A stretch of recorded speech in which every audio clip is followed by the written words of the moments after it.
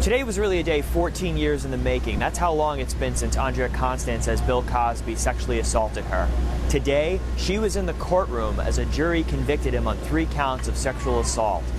There were gasps and tears as the jury verdict was read.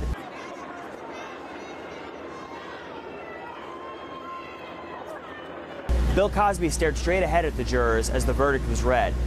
Andrea Constand was also calm and almost stoic as she took all this in.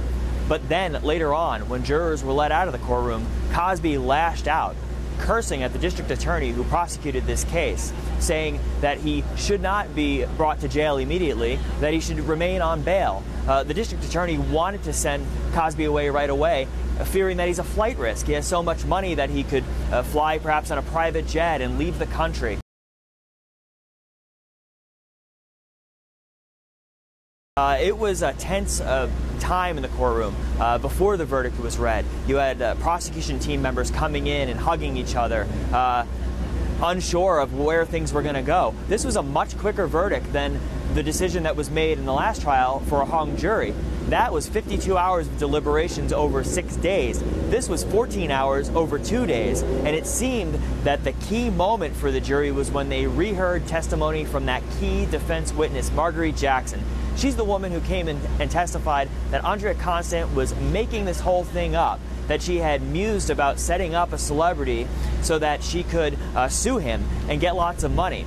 The jury came in this morning and reheard that testimony, and a short time later came back with the verdict, siding with Andrea Constand and not Marguerite Jackson or Bill Cosby.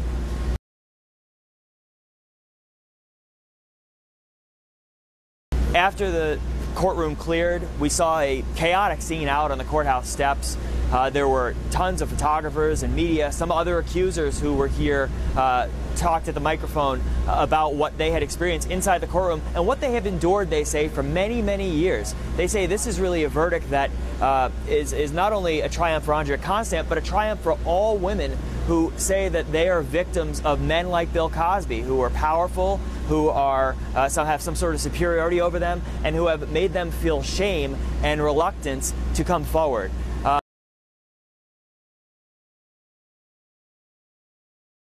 Today in court, when he lashed out at District Attorney Kevin Steele, Steele says we saw the real Cosby, the angry Cosby, who is now coming to grips with the possibility that he may die in prison, with the possibility that finally what he's been accused of by dozens of women, almost 60 women have come forward to accuse Bill Cosby of some sort of sexual abuse or assault, finally catching up with Bill Cosby, and that genial, smiling, laughing, comedic persona, that eroded today in the courtroom and may be gone for good, because until today, Bill Cosby was not a convicted sex offender, and now he faces the possibility of the rest of his life in prison for that.